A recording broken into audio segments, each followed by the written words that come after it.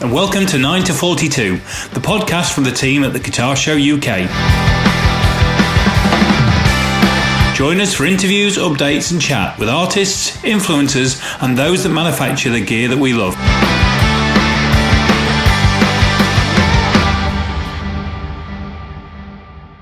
Hello and welcome to 9 to 42, the podcast from the guys at the Guitar Show UK. I am sat looking on screen at my good friend Jason Hunt. How are you, Jace? I'm very good, Ant. How are you? I'm really well. We're on the last day of my 13-year-old self-isolating. So I can kick the little individual back to school next week. Excellent. So that's going to end well. So and he's not actually brought disease with him. As it turned out, he's absolutely fine. So he's not ended too badly. No, I've had my eldest had to do that as well. So she had 2 weeks of self-isolation and didn't bring the disease with her either. No. I don't know if they've got a little scam going on because he's just basically played on the Xbox for a fortnight. But I'm going to leave it for the time being. If it happens again in a week's time, I'm going to get suspicious. And our guests can probably throw into this as well, I would have thought. Today we are lucky to be speaking to Ross Bailey. And Ross is the product specialist for EMEA for Yamaha Guitar Group. Hello, Ross. How are you? I'm really well. How are you? Very, very well. And we've all known each other for how long? Oh, too long. 20 years? Yeah. That's not very nice. Too long. Yeah. Oh, God. Well, I started in the industry. I was 18. So, and now I'm voting something. So, yeah, it's been a minute. Yeah. I think I joined Academy in the year 2000. So that'll have been when we first probably met. Yeah, that would have been just after the Carlsbad Academy transition. Yeah. Yes, yeah. So it's 20 years and probably met Jason very swiftly. I started doing music live in 2000. So it would have been that October that we probably all met, actually. I bet we all met there. I bet we all met in Brum in the year 2000. It was. I know it wasn't 2000 for me because I can remember the first time I actually saw Ross rather than met him. Right. And the first year that I ran music, this is really nerdy, and I'm sorry. It was in Hall 12 at the NEC, but the year after that, it was in Hall 9. And I remember you said that Hall there, didn't you? Hall. I thought you said Hall. No. Oh. You met Ross in Hall 12 at the end. No. So I met Ross in Hall 9, which would have been the year after because we moved it because Hall 12 wasn't a particularly good layout. And he was demoing on the Line 6 stand with the Variax, the very first one. And I stood transfixed as this guy who was demoing, I'd kind of come to assume that all demos were professionally done and so on. And there's Ross going, you can make it sound like a banjo. I have no idea why you want to make it sound like a banjo, but you can. Listen to this.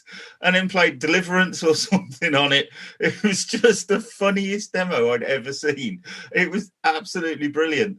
And I think that was possibly the year or maybe the year before you played on the live stage as well with Sarah Jury. Yeah, be about then. Yeah. God, I can't even remember that. An awful memory. Wow. It was when the live stage was in a little room that was kind of opposite the show rather than when it eventually moved into the hall that was next door. Right. And we built the big 2000 standing arena. It was in the room that probably held about 450, I think. Right. It was like a proper conference room with that horrible blue conference room carpet in it, with those horrible patterns on it that are only there to cover up the coffee stains that will inevitably land upon it. What wonderfully acoustically sound. Yes. Just for those of you who haven't got a clue what we're talking about, so I suppose we ought to just slightly explain as we reminisce and go down that particular rabbit hole. Ross and I worked for a company called Academy of Sound, which was an MI chain store that came out of a company called Carswell Retail and was around up until about the year 2004, 2005, sometime around about there, and had 10, 11 shops around, predominantly around the Midlands. And we met working for Academy of Sound, and a music show called Music Live, which was a consumer event, an end user event, which was quite unusual at the time, which was the show that Jace used to work on at the NEC. Academy were one of the companies that were a prime sponsor and prime actor in that particular drama. So that's how we all sort of formulate and meet. But Ross, give us a potted history of your career since. So, year 2000, you're working for Academy. Yes. It was kind of that era when Line 6 kind of was unleashed onto the unsuspecting public. Yeah. And the pod came out. The first products we got in the store were Flextone amps. Yeah. And they were quite big, weren't they, as well? They were a monster thing. Yeah, I mean, 112s and 212s and stuff, heads and 412s when, people still used 100-watt heads and 412s. And I just kind of like really took to them. It sort of made sense. And then the pod came out, the original Kidney Bean pod, and it just went through the roof. It was mental. I think from memory, there was something like 300 on back order or something, all pre-sold. Totally revolutionized, everything for people at home recording and certainly people gigging too. And I just really kind of I like the product. I like the idea behind it. And I sold a bunch of it. Sort of previous to that, I was touring with Sarah Jory. And I was sort of quietly endorsing or had a relationship with Trace Elliott guitar amps. And my guy there had started working for Line 6 and he just called me one day and said, look, I've seen your sales figures. You're doing really well. We're looking for a guy to go out on the road and just talk about the gear. Do you fancy it? And I'm thinking, well, yeah, that sounds cool, but I'm sort of okay in my job, but you've got to have the chat, haven't you? So went down, we had the chat, and I got the job. And all of a sudden, I'm on the road going around the country talking about gear, which was great. It's fantastic. So yeah, I did that for 6 years. I think it's hard as well to, if you weren't around at the time, to realise the impact that product, particularly in the pod, because we're used now to every piece of recording software you open up, it's got a load of plugins. You can plug it, as long as you can get a guitar signal in, as long as there's somewhere to plug it, there's a whole raft of modelling that you can use. But back in the day, and we're on the infancy of digital recorders, so there's still a lot of people using tape-based stuff. I had a tape-based 4-track at home, starting to get some digital stuff, but it was really, really expensive. And you still had the problem of, how the hell do I get a guitar tone in there without actually having to mic up? Because most people still had big cabs and big amps. So this thing, which allowed you to plug in and get a tone and everything headphone level, it's hard to appreciate how big a deal it was. Yeah, and Line 6 have kind of had a few of those products that have really changed the landscape for things over the years. Obviously, I mean, the AX2, whilst it wasn't the prettiest, I think I'm safe to say, or maybe the easiest to navigate, it was kind of the first thing that really did, okay, let's get one thing that sounds like, this and this and this and this and this. Was it accurate? Was it similar or whatever? Is kind of irrelevant. It was something that gave you the vibe of a Marshall or a Vox or a Fender or a Boogie or whatever. It put you in that ballpark without having to spend tens of thousands on gear. Yeah. And obviously that led to Flextone and Pod and things like the DL4. The DL4 still exists and it's still on 1 million pedal boards and it's 1 million years old now. And I think a lot of people forget. I mean, the guys at that pedal show did a video not too long ago, and made the point. Well, the DL4 comes out, and that led to the TC Flashback, the Strymon timelines, and all sorts. The super delays. So it's but you go back through Line 6's. Before Line 6 became Line 6, you go back through their history with Marcus and some of the stuff he's created. He worked and did stuff for other companies that people still love now. Some of the Oberheim synths and some of the first drum kits, and the SL16 Quadraverb was Marcus. What I really liked about Line 6 at the time was they were quite clearly comfortable in not being very serious. Oh yeah.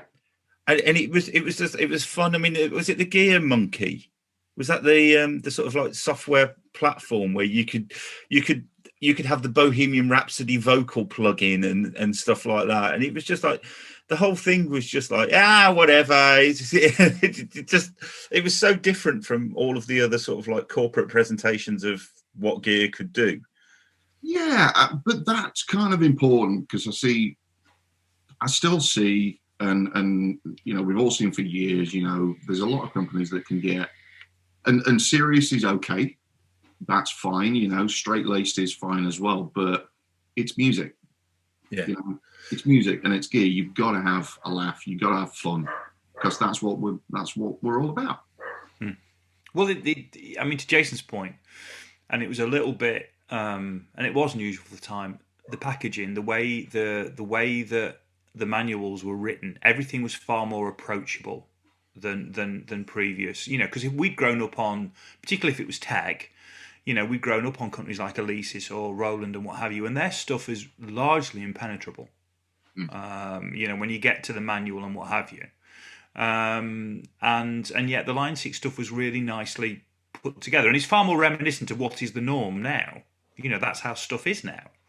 The language is more conversational, and it got to the point, and it got you through the stages, and it got you up and running, and it actually got you to start investigating the product in a way that you didn't do with some of the others, because it was just too hard to try and get your head around these Roland tomes that were an inch thick.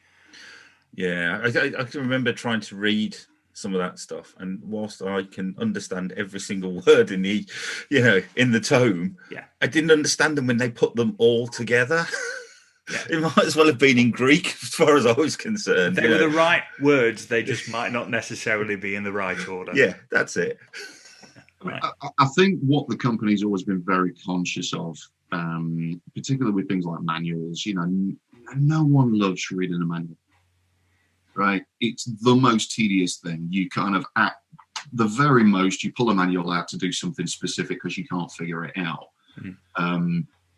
But I think with pretty much all Line 6 products, kind of almost historically, we've been very much geared towards guitar players.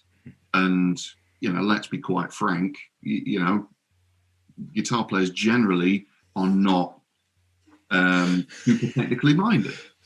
There's no attention to detail there as a rule, is there? No, and it's got to be, because as guitar players we're used to, a valve amp behind us with some knobs that you turn, and we know what those knobs do. Great. And then maybe some pedals on the floor with a couple of knobs or a few knobs, and you know what those knobs do, and you kind of know how to put this together. As soon as you start getting into the digital realm, it can very easily and very quickly become very complicated. And certainly me, even now, I hate menus on products. I hate menus on my TV. It's boring. I want to do something. I've got to go press this button, then go through and scroll and find the thing. And it's just like, what? And they're useful for more specific things. So you start getting into MIDI or something really technical because you need to solve a problem or find a solution to something. Yeah. You don't want to see all of that super deep things that you can do on the main screen. we guitar players, we want to see some knobs, you know, and at most a couple of buttons. One of them that says save. You did promise that you'd do this naked.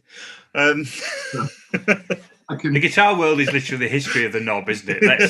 Let's be honest. Yeah. But you know, you said about the manuals. I learned a lot about gear from the manuals because it was always kind of right. Okay, here is this particular model. You know, brick plexi. Kind of, we can guess what that is. If you're a gear nerd, you very easily guess what it is. But you know, for the people that weren't gear nerds that maybe have never heard of some of these amps, they go through the manual and they see a picture of the actual thing we modeled, and then a description and maybe a little bit of history behind it. So I learned a ton of stuff from that, and little things that we modeled again, sort of way back when. Just like, you know, one of the old Marshall amps we had, it was the JTM 45. The filter caps were not great. So there's a thing that happens when you've got older filter caps. When you hit a certain note and you bend it, and you kind of get this weird octave below thing. And it does a thing, and the model did that. So you know, things like that. It was great to demonstrate things like that, and just a lot of fun. But yeah, like I said, it shouldn't be too serious. You've got to have fun with this because it's music, and if music isn't fun, then you got a problem. You're in the wrong industry. So where did you go from line 6? I went from line 6 to small distribution company, and we had Hamer, Breedlove, various kind of accessories and bits and bobs. I wasn't there too long. I think I was there like 3 months or something, like a little stopgap. And then, yeah, I think I put the call in to Paul Germain. There was a job going out Sound Control. This is when Sound Control had actually taken over from Academy Sound. And there was a manager's job going at the Nottingham store. So I put the call in and got the interview, and I got that job. Until the other end. Who was doing Hamer back then? That was Go-To Guitars. Go-To Guitar, yeah, of course. Been a Manchester based. Yeah. Awful. This is my terrible memory kicking in. I've completely forgot the guy's name. He used to work at Marshall. Yeah. With you, I can't remember. Oh. Yeah, him. Yeah, really nice bloke. And I bet you both know what he looks like, don't you? Yeah. That's really so helpful for audio. That it's age. I'm so sorry to that gentleman. I do remember Steve Graham. No. One of the old school kind of Marshall reps. There was like Nick Bland and this guy way back when. And Steve Fairclough was involved in that company as well. So yeah, but very brief kind of stint with those guys. And then Sound Control for 13 months. 13 months. 13 months. I think I managed 11. Right. Yeah. Well, we were one of the first stores that closed. So that was a nice morning. So when the whole Sound Control thing fell apart, obviously they'd become the sole sponsor of Music Live at that point because they, assumed Academy into the Sound Control. And at the time, it seems ridiculous now, but because Strictly had just launched, so like dancing was like the thing. And the managing director at the NEC said to me, "I'd like you to research a dancing show." And I was like, huh? And he went, well, look, we've got an office full of people that do antique shows, what's the word? Glasses, yeah. Optometrist show, which is like a trade show and stuff like that. We've got car shows, blah, blah, blah. Caravans. Yeah, all of this stuff. Optimus Prime. But... Yeah. And you'd need a big hall, wouldn't you? Yes. And you're the only one that's basically in the arts. So can you go and research this dance show? So I was sat in a meeting, which is probably the most uncomfortable meeting I ever had. To be fair, they were lovely, but I was sat with the Royal Ballet in a coffee shop talking about dancing, of which is not really my forte. And my phone was going mental in my pocket. It was just like vibrating every 5 seconds. And obviously, I'm in a meeting with my phone on silent, wanting to know why my phone is going mental every 5 seconds. So I finally finished the meeting, and it's just that there was like 30 messages that was like sound control have gone under, sound control have gone under, and people going, "What you going to do?" And there was this one message from PMT that just said, "Do you want to come in?"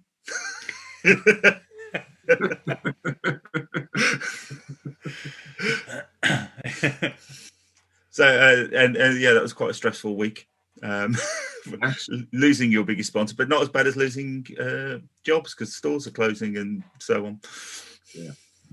Again, I think with that, I sort of got a little bit lucky. It wasn't that I saw the writing on the wall. Sort of 3 or 4 months before we closed down, we were kind of called, area meeting and whatnot, and it was like we were told the bank was pulling funds and this, that, the other, and there was another buyer in place, and everything was going to be peachy. But I'd actually heard about a job going at Peavey for a rep there. So, and I'd kind of looked at Peavey before, but it was on a self-employed basis, and that didn't really work for me. So, I always wanted to have a job and security and all that business, because you've got a family, you got a mortgage, it was a time in my life where I thought, no, I need the extra security. And the rep, Virgil, at the time came in and we were chatting about it. I says, yeah, but, it's the self-employed. So no, they're going employed now. So I'd actually kind of 2 or 3 months before Sound Control went under, or certainly my store at least, I'd already got my application in. So it was I think maybe 2 months between Sound Control closing and me starting at Peavey. So I did all right. It's for those of us who've worked or have come through into the music industry through retail, it was the normal path. The normal path was that you worked in a store for a while, and then you would probably end up with a position on the road first and foremost. And a lot of us did that. I mean, I left Sound Control and started with Shure, and that then led to sort of 14 years with Shure. But when you look around at the people that were the same era, our peers, so many of them did what you and I did, and you worked your way through from there, and you might jump back into retail at a later stage. Some people did. Steve Gray's an example of somebody who jumped back over the fence, and obviously is now working at Guitar. Yeah. In fact, both Steve Mills as well. Mills, yeah. And Nigel. Didn't Nigel open Guitar Epsom? Yes. And then went back on the road. So it's always been not incestuous, because it's not incestuous, but it's just been the done thing. It's been the normal thing. People have often jumped from one, and there aren't many industries where you do that, where you're either in retail or you're in distribution or manufacture, whatever it might be. But there's a lot of jumping and to and froing in MI. I mean, it's kind of, the music industry, I think, as a whole, it's so small in the grand scheme of things. It is so small, and everyone knows each other and all that. And that's the beauty of it, because, way back when there were, the people that went around, there were the big I am, and they're all gone now. And, and Jace, this is something I saw the last couple of years at the guitar show, was everyone's everyone else's friend, and it doesn't matter who you work for, whether it's retail or manufacturing. If you're in competition with, a company, or you've got competitive products, it's no problem. Everyone's going, oh, I love that new amp you just bought out, or got friends from other companies that are technically competitors that are calling me and saying, I really want a Helix. Can you sort me out? I know. I think that it's such a lovely thing. I can remember doing build-ups for shows at the NEC and then being very stressful, horrible days. And then you look at build-up at the guitar show now, and the amount of times I've seen competitive companies helping another company load in because they're running a bit late or something. And it's just kind of like, I was reading a sort of like a management book sort of thing, and it was talking about vibe, and you can't create a vibe. It just has to happen in an environment. And the guitar show has got a really lovely vibe between the exhibitors and the visitors. But it's so noticeable from where I stand. I mean, how fractious those build-up days used to be at the NEC to compare to how it is now.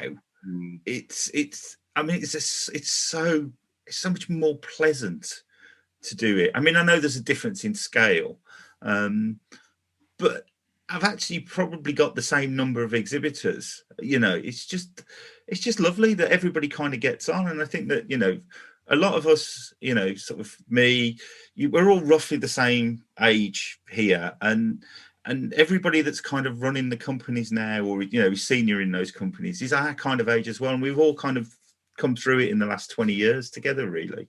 And I just think it's really nice.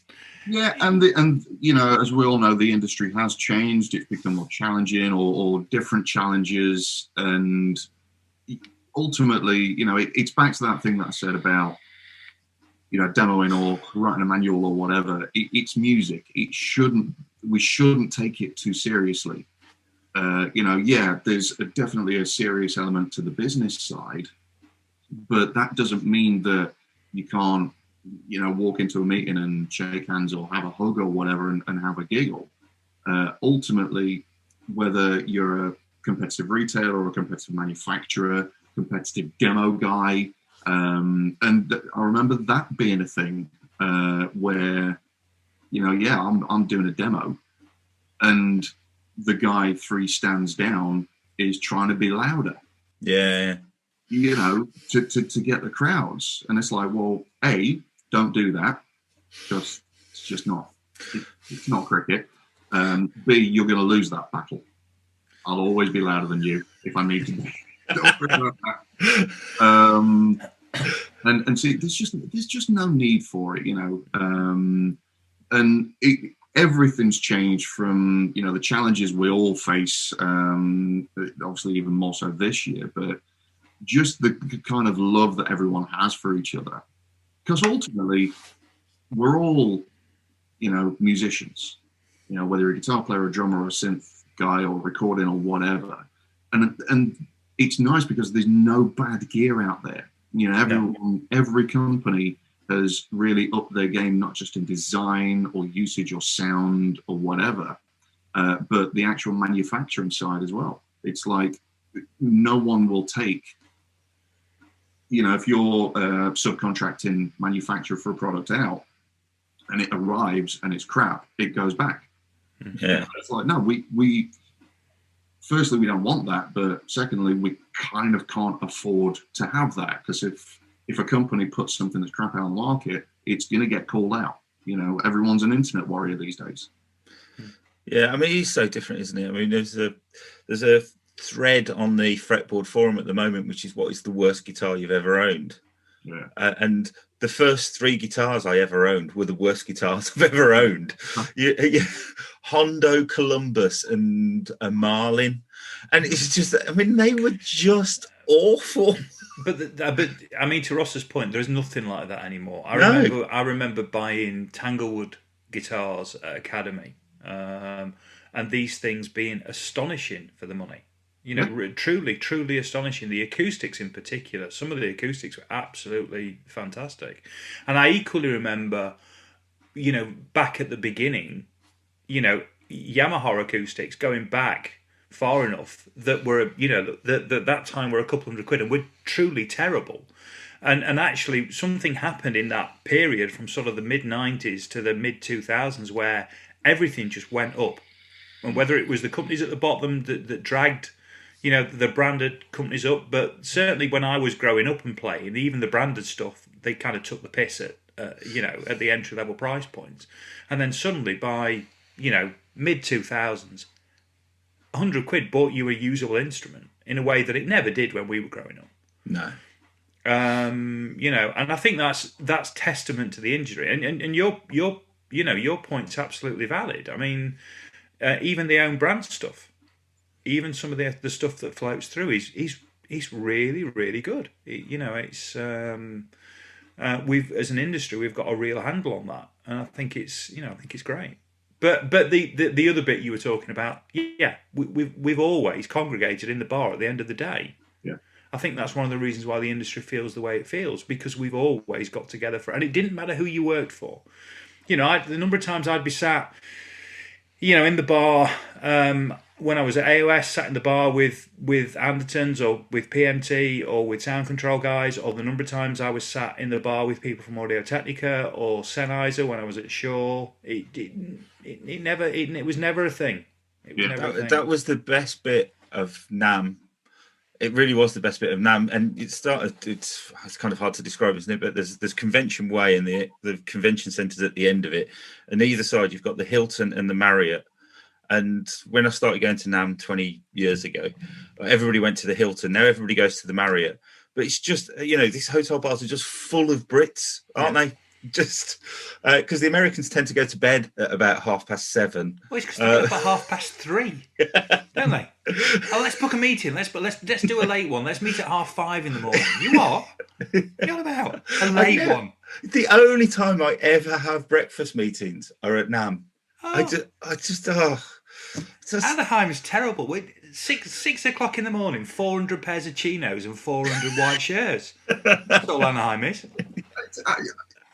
The guy I was working with on our stand this year, and you're right. It's just up at the crack of dawn, and I walked on the stand, and he's there, all bright and jolly, and it's like, "You're on it, Yeah, cool. I had a great round of golf this morning. This is at 8:30. It's 8:30 in the morning, and it's just taken me, 45 minutes to walk from the hotel to the centre, and still half asleep. And I was like, "You have a round of golf?" So yeah, just quick 18 holes. Take like 4 hours, maybe 18 holes. 3 if you're on a boogie, and you can actually hit straight, which obviously I can't. And he's like, yeah. You get up at 4 and get out there, have some breakfast. Brilliant. I can't do that. I played golf once when I was out in California, and we were driving round, and there was just a sign about 2 holes in. There's a big sign on the buggy route saying, "If you see a rattlesnake, don't get out your buggy." I mean, does that need to be said? But that doesn't happen in Chesterfield. That's all I'm saying. That's all I'm saying. It's that weird thing though, isn't it? When you get off the plane. So you've been on the plane for 13 hours. You've been at Heathrow 3 hours before that. We've all had to get to Heathrow from, the Midlands or north of. So, by the time you've got off the plane and gone through 2 hours of customs after you've got off the plane, you've practically been up a day at this point. Yeah. And there's a Starbucks as soon as you come out of arrivals, isn't there? And you go and you think, right, I'm going to have a coffee, because I've got an hour's drive down to Anaheim now. I'm going to have a really strong coffee. And there's a massive sign that says coffee gives you cancer. Everything in California gives you cancer. There's a sign on everything in California to say it gives you cancer. I know.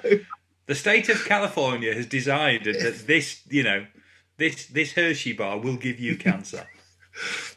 You know what? Yeah, as much as I love traveling, the actual traveling part is always rubbish. Yeah, that's the bit you get bored of very quickly, isn't it? Yeah, the getting to or getting back, that's the crap bit. When you're there, it's awesome.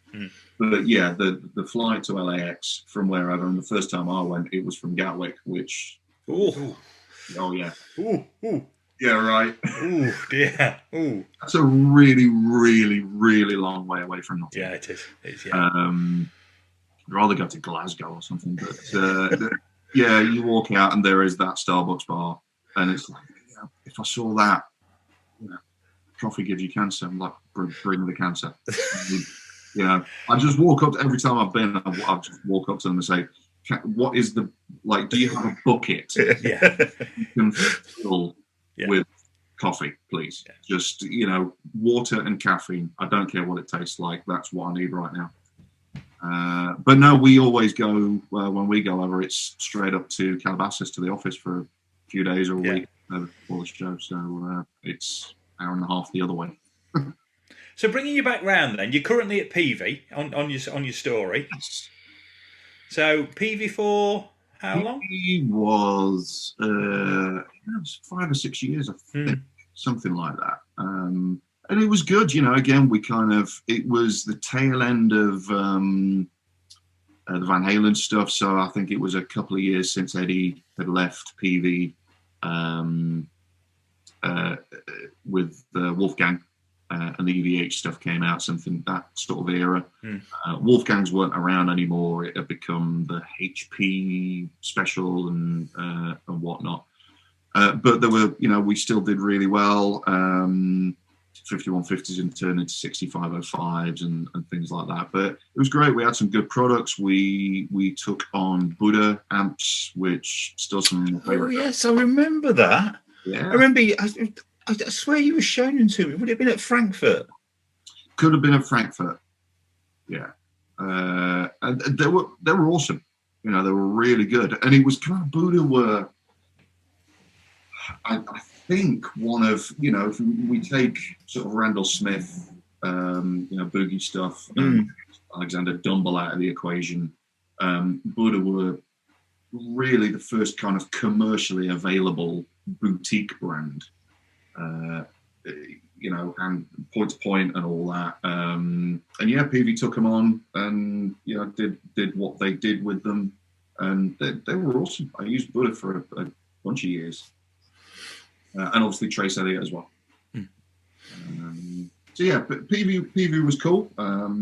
Again, that kind of came to an end. The European offices all got closed down, and what did I do then? Was it Rossetti then? It was Rossetti, yes. Rossetti for a while. I'll have to check my link. I forget. Yeah, I think it was like 8 months or a year or something like that. So was this the Rossetti that was post Gibson? This was post Gibson Rossetti. So we had BC Rich, Seymour Duncan, Rickenbacker. I'd say we had Rickenbacker. We never had Rickenbacker. And never had stock. Never had stock. No, you'd sell it. And technically distributing the brand. Technically distributing the brand. I think I inherited some back orders for like 4001 basses that were 4 or 5 years old. The wait list was insane. And it was always great when stock would come in and you'd get half a dozen 330s or 360s come through, or some basses, and there was never any fear that the dealer would have cancelled that back order. No. Because they knew full well as soon as that 4001 went in the store, doesn't matter what finish, it would be straight out again. I was pleased that you were Rossetti post Gibson, because I was just starting to look down the list and go, sound control, Ross is there when that falls apart. Peavey, Ross is there when that falls apart. Rossetti, Ross is there when they lose Gibson. I was thinking, where's he going next? But that's okay. So you broke that cycle, so that's fine. So I kind of moved from Rossetti to Yamaha. The gig came up there, and that was a really interesting kind of job that was going with Yamaha. They kind of wanted someone to look after. Build the guitar side. The guitar side for Yamaha has always done brilliantly, like really, really well. But we wanted to kind of take it to the next level and put it in places where it wasn't before. Make the brand a little bit more acceptable, or cooler, or whatever you want to call it. Because obviously, look, again, guitar players, we like things that say Fender on the headstock or Gibson or Taylor or Sir. Would it be fair to say with Yamaha that Yamaha for guitarists is practical rather than desirable? To an extent. There's definitely a lot of desirability with certain models. Obviously, we look at something like the SG2000. Yeah. They fetch money now. Dealers' money. I remember visiting a dealer in the deepest, darkest depths of Ireland, and he had basically a new old stock. He had an SG2000 and 3000, and the 2000 he had up at something like 5,000 euros, and the 3,000 was like 8,000 euros. Wow. And he will sell them for that because you certainly can't get any new ones. They haven't made them for a bunch of years, but the SGs were desirable. Some of the vintage acoustics were very desirable. Yeah, I got what was it? The FG. Oh, is it the 50th anniversary? Was it the 180 50th anniversary or something? The SG. FG. Oh, the FG. Yes, the FG 180 50th job. There was, I think there were only about 500 maybe. And I've got is it called the trans acoustic with the reverb and chorus built in? It's amazing when you're on the sofa. It genuinely is. It never fails to make you smile when you turn up. No, it's the best feeling when if I'm going to do a clinic or something, or visiting a store, and I find someone that doesn't know it, that's never heard of it, and there are people out there that don't necessarily follow forums or follow gear or something. So every now and again, you find someone that's like, "What's transacoustic?" Like, you need to sit down, right, and brace yourself. And it's just, and the reaction from when we launched it, or when I first started showing people, to even to now, you sit someone down and they strum a few chords. It's like, it's an L series or an FG. It's a fantastic sound, an acoustic guitar, and it sounds right. And then you push the button, and the reaction is always the same, right? And it's one of a couple of things. It's either a look of utter confusion or a big smile, and they get the guitar and they're like kind of trying to look inside. It's like, where's the speaker? What's happening? So it's just such a great product. And again, it was a dealer, and I was struggling to find the kind of words to describe the experience, but it was, and it still is inspiring.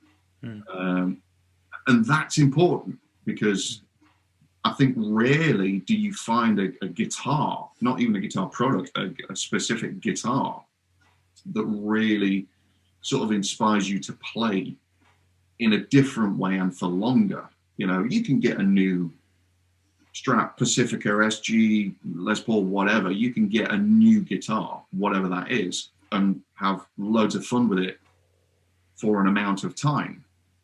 But at some point, you kind of go, right, what's next? But with transacoustic, every time you pick it up, you don't want to put it down. It's brilliant. Absolutely. It is. I absolutely adore mine. It's the only guitar that's in the living room.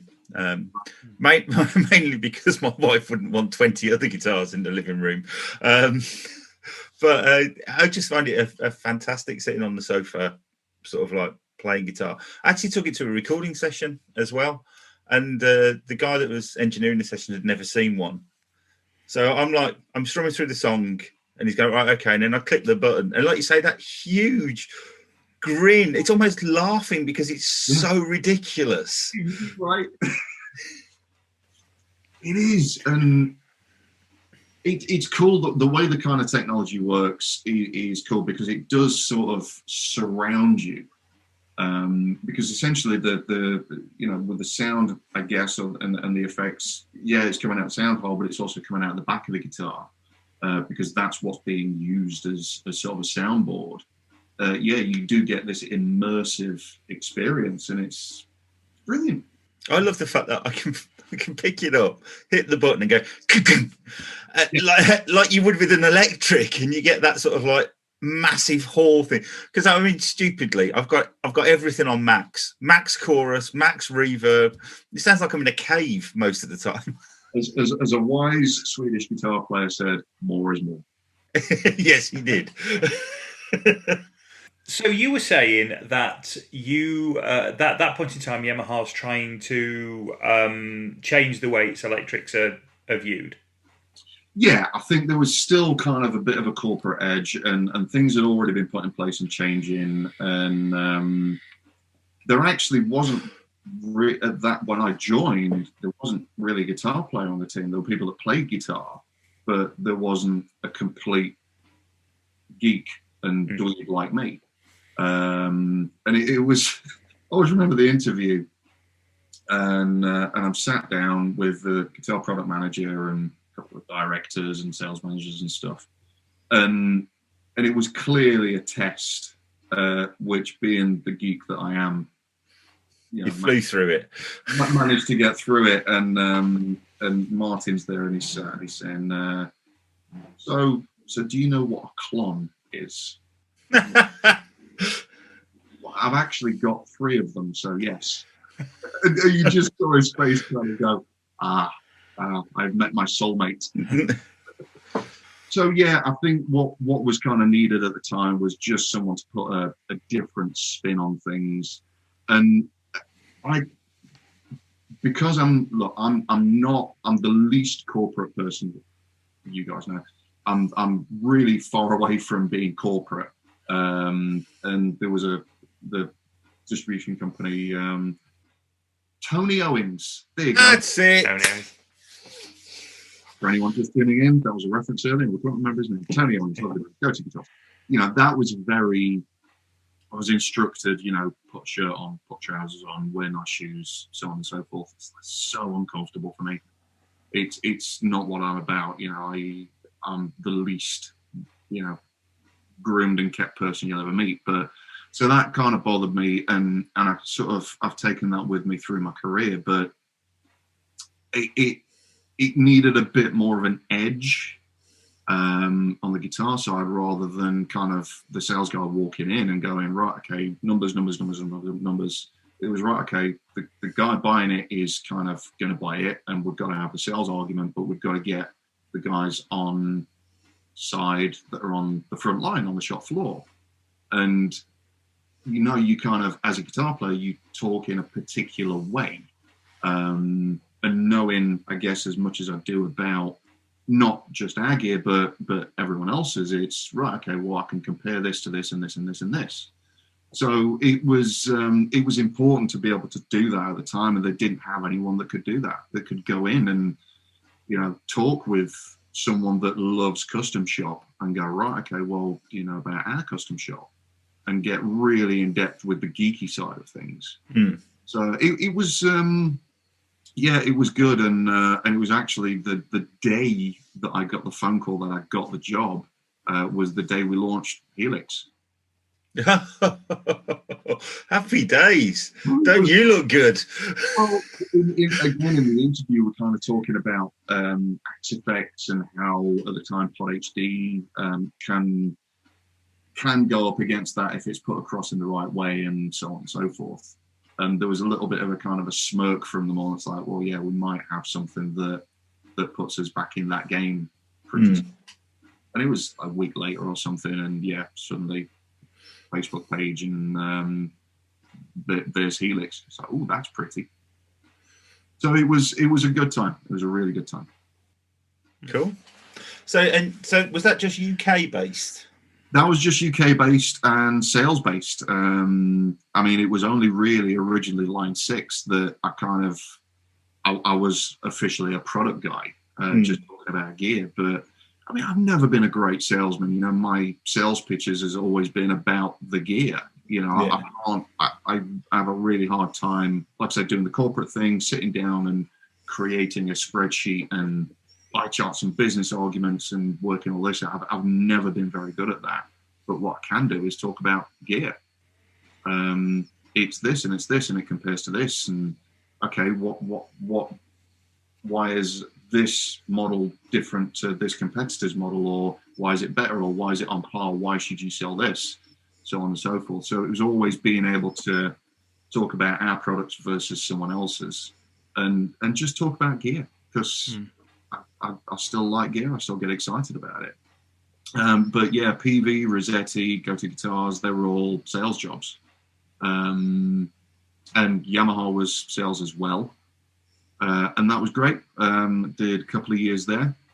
And then, yeah, it was kind of a phone call from my oldest friend, actually. And I kind of done some gigs with him. And throughout all of these jobs, I kind of gigged as well. Gigged and done sessions. Then I got a phone call from my mate Andy and said, we've had a call that Sam Bailey, who won, for anyone that doesn't watch X Factor, Sam Bailey won X Factor in 2013, I think it was, something like that. And I remember watching her and thinking, she's awesome. She's like a ridiculous singer. Certainly one of the, I'll still say one of the best vocalists the show's ever had. But she can do a lot of different things really, really well. And she was looking for a new band for a tour coming up. And I got a phone call to say, look, I don't think our guitar player is going to want to do it. Do you fancy it? And I'm like, well, yeah, that'd be really cool. So I had the conversation with the boss at Yamaha and said, look, this has come up. It's A, worth a bit of money, but B, kind of worth experience and fun and all that. And we just couldn't make it work. So I kind of had to make a decision. Do I go from a secure job that paid all right, you know, with house and mortgage and like my horses and all that, you know, all these outgoings? Do I go and be a musician for a living? And foolishly, I thought, yeah. It's not foolish. It's living the dream. It was. And I mean, what was I was like 39 or something, 38, 39 at the time. And I was like, you know what? I'm nearly 40.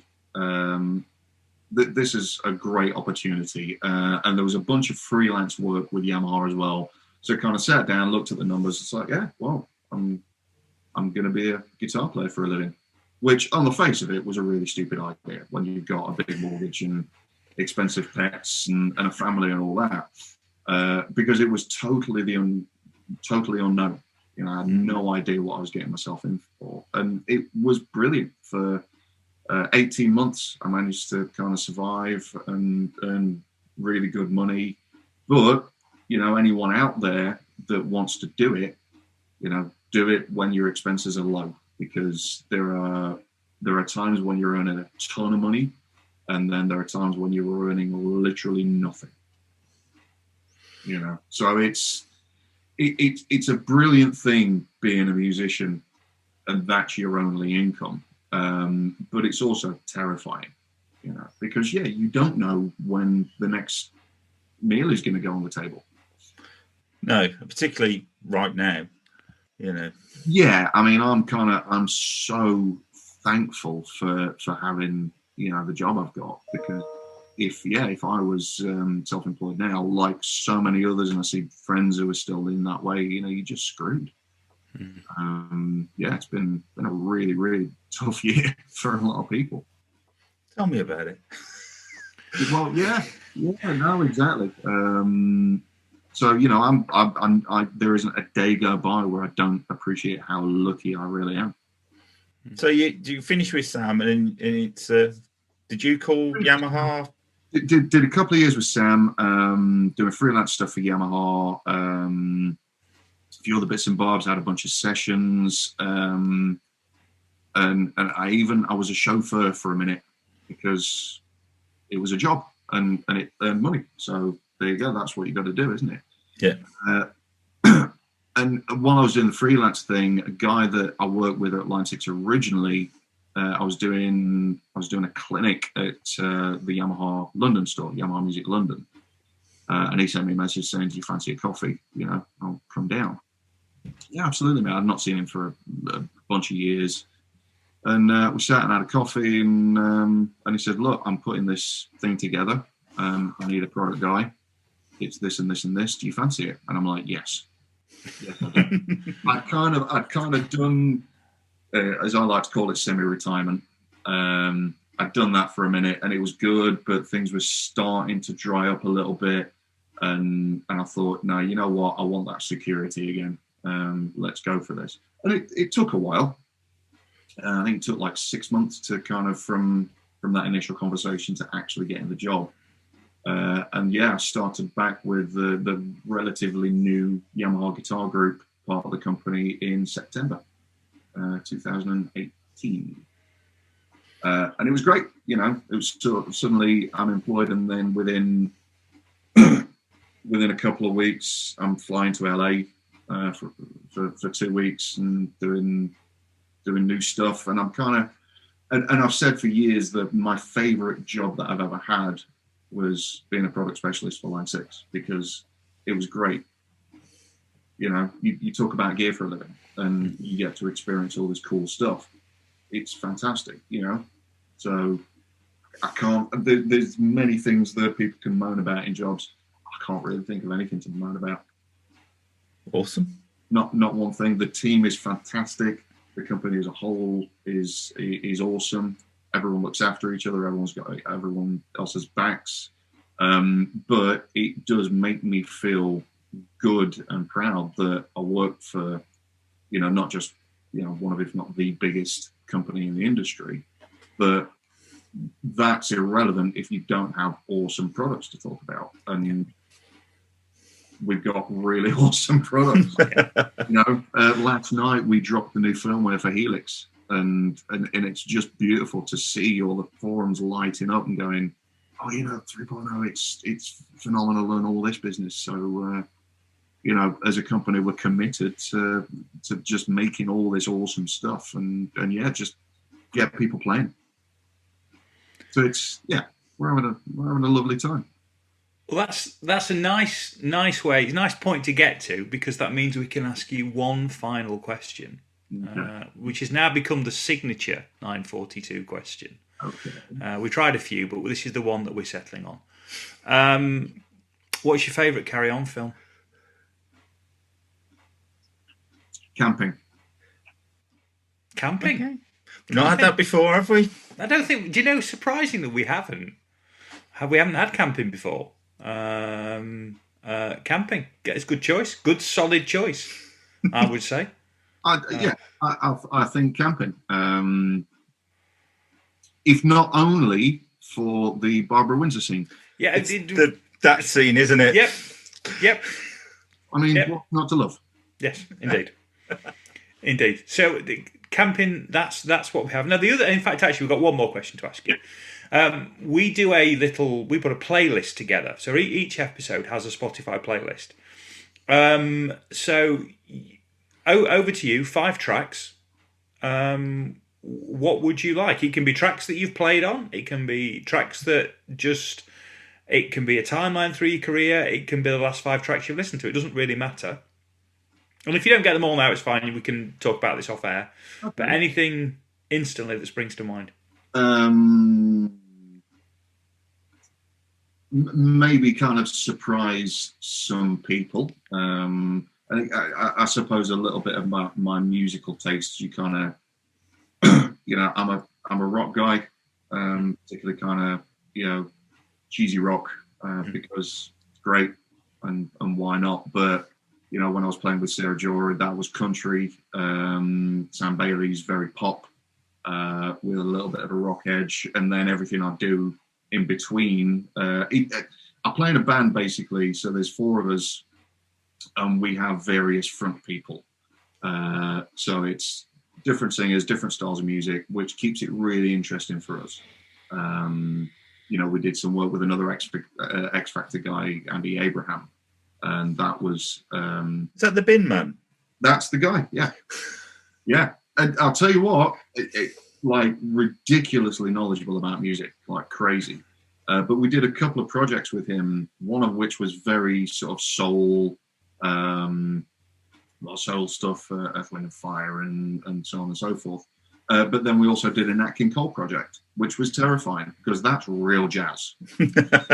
That's like serious, grown up chords, and I don't know any of those, so that was definitely a challenge, but really good fun. But then we also play with a guy that does rock and indie, and a girl that's sort of basically, if she was dead, she would be the reincarnation of Chaka Khan, and all this. So my musical tastes are fairly diverse, and I will encourage anyone listening to be diverse. My favorite thing recently is just pulling up a backing track for something that I would never listen to, like EDM. I hear that coming out of my daughter's bedroom far too loud, far too often, and it's not my thing. But you pull up an EDM track and see what you can do with it with guitar, because why not? So track-wise, I'm going to start totally off the rails with Adagio for strings. Okay. Which was someone Barker, I think, was the composer. Barber or Barker, the original composer. Just because it is unquestionably one of my favourite pieces of music ever. Cool. And going completely the opposite way, I've got to have Get the Funk Out by Extreme.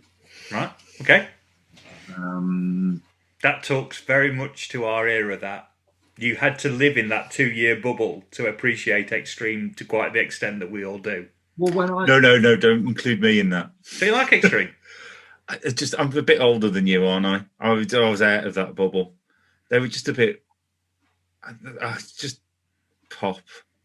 All the girls liked them, therefore I didn't.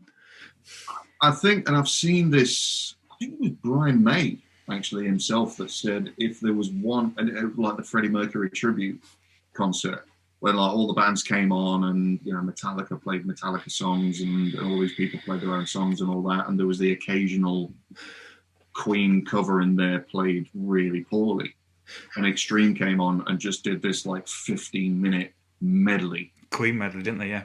And it was unbelievable. It was just like, if there was any band that could get close to what Queen were about, it was Extreme. And for a little while, they were the most exciting band in the world. Oh yeah.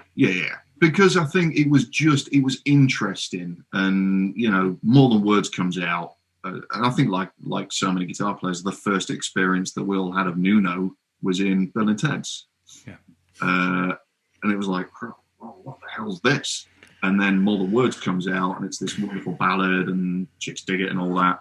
I think Nuno's on an interview and saying, that was record stores all over the world were that was one of the most returned, Porno Graffiti was one of the most returned albums in history, because people bought it for More Than Words. And the opening track, Decadence Dance, and Get the Funk Out and Susie and all that. And it's just like, this isn't what I signed up for. But Extreme are a very peculiar band in that they kind of fit into the rock metal category. But then there's some jazz elements and definitely funk elements. So it's, if like Queen and Prince and some metal band had a baby, and Van Halen had a baby. There you go. Yeah. It's right, okay, all these kind of little things that glue together create Extreme. Still easily one of my favorite bands. So, and Get the Funk Out is, I've said for years, I will sit down and I will learn the solo, and I never have. One day. But exceptional. And just Get the Funk Out is just a great track. Think, you know what? Sweet Home Alabama. Cool. Good tune. Good tune. Play it with a few different guys, and it's just fun. And everyone from every age group knows it. If not just the chorus. It's a great sing-along tune. Yeah, that's nice. Well, 2 to go. But tell you what, don't tell us those two. We'll do those two as a surprise for the thingy. But that's an interesting 3. So you can only begin to imagine where the last 2 are going to take us. So that's quite nice. Ross, thank you for your time. It's been lovely to catch up. Yeah, kind of a bit of an honour. a bit weird. No one's going to listen to what I've got to say.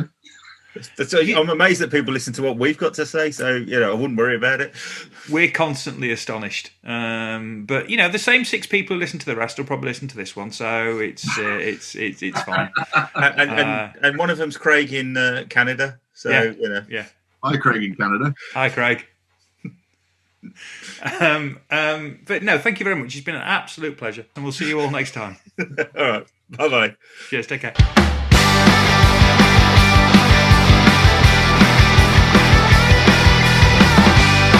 Thanks for listening to 9 to 42, the podcast from the team at the Guitar Show UK. If you've enjoyed the show, then please remember to hit the subscribe button and share with other like-minded souls.